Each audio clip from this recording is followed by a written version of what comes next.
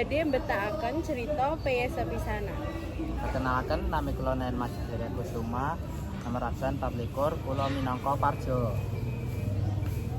Nama kula Dita Listianirum, absen 11, kula minangka Marni. Kenalaken, nami kula Faiz Wayu Pratama, absen 13, minangka Bajwer. Kula Nazma Zafira Susanto, absen selawe, kula minangka narator setunggal. Nami kula Devina Nurasya, nomor absen 11, kula minangka narator kalih.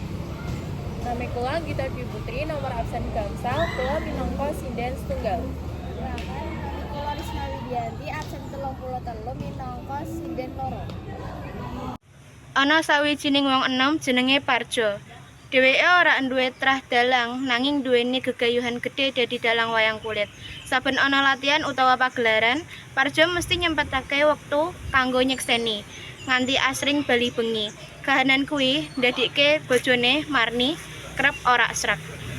Siji bengi, nalika Parjo bali saka nonton wayang, Marni ngomong karo nada-nada nesu alus. Mas, saben wengi kok lunga wae nonton wayang terus, apa pancen iso dadi dalang nek awakmu duduk keturunane? Dik, nek aku sregep latihan lan ora gampang nyerah mesti iso. Dadi dalang kuwi ora mung turunan nanging saka tekad lan usaha. Aku yakin mesti aku iso. Nanging Mas, ing jaman sapunika muniki menawi boten godho tapangan badhe sisa kangge terjun dhateng donga ringgit. Mboten menapa-napa, Dik. Ingkang wagatos kula lan panjenengan kerja keras dipun cobi rumiyin. Sanajan isih durung legan, Mani mung meneng, nanging tembung-tembung Parjo saya nguatke tekate. Ora suwe, Parjo banjur sowan marang sawijining dalang sepuh sing kondang, yaiku Mbah Juwar Jenggot. Nalika tekan omahe, Parjo nyuwun pitutur. Paman, kula kepengin sinau. Menawi kersa, nyuwun tulung piwulang bab caran dadi dalang. Le, dadi dalang kuwi ora mung pinter mainake wayang. Kowe kudu iso maringi piwulang, guyu rukun lan ngrikur wong akeh. Dalang sejati ora mung manyang, nanging uga menehi tulodo marang masyarakat. Parjo ngrungokake kanthi temenan. Saben dina dheweke latihan swara paraga, maca lakon lan sinau carane ngatur alur cerita bareng gamelan lan sinden. Kerep dheweke kesel nanging ora kedha. Sawijining dina, Marni nyekseni Parjo latihan ing omah. Dheweke banjur kandha alus. Mas, aku saiki ngerti, senajan anyel ke tetep tekun. Aku wiwit percaya, muga-muga cita-citamu kabeh. Matur nuwun diinggil donganipun. Sengkuyungan saking panjenengan ugi damel kula tambah saestu damel dugi cita-citanipun kula dados dadi dalang.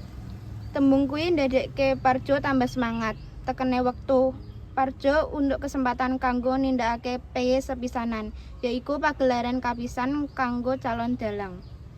Ing wengi kuwi, masyarakat padha teka kepingin nyekseni Parjo. Nalika Parjo wiwit main, suarane mantep, guyonane lucu, lan lakon sing digelar iso narik kawigaten. Wong-wong pada kagum, padha guyu nalika paraga punakawan metu.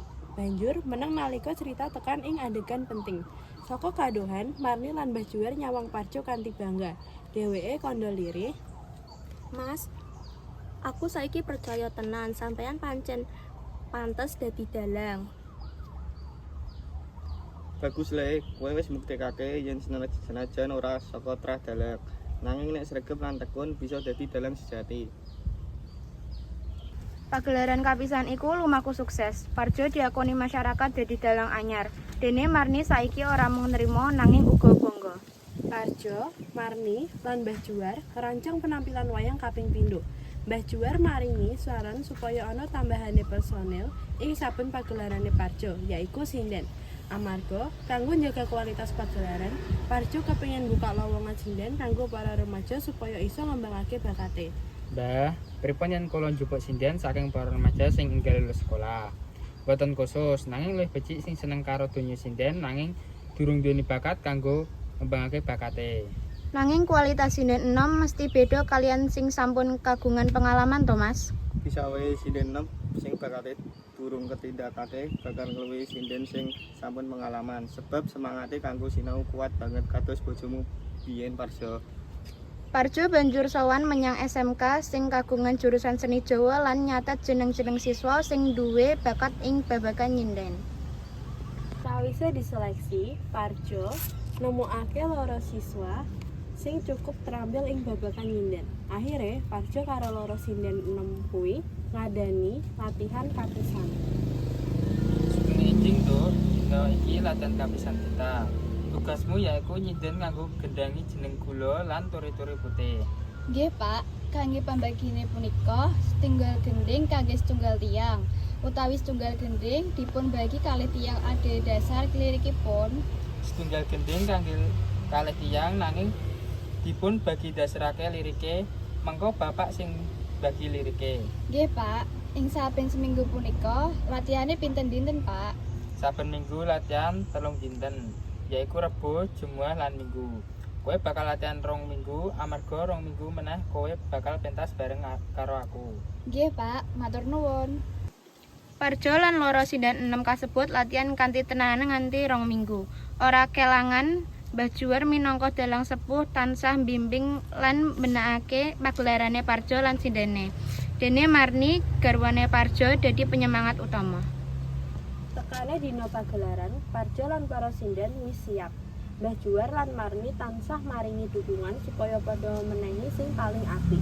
Parjo uga nguatake atine para sinden enom. Amarga wis kerja keras 2 minggu kanggo latihan. Kajaba iku, Parjo menehi kesempatan kanggo para sinden enom supaya bisa ngembangake bakate lan nglatih kepercayaan diri.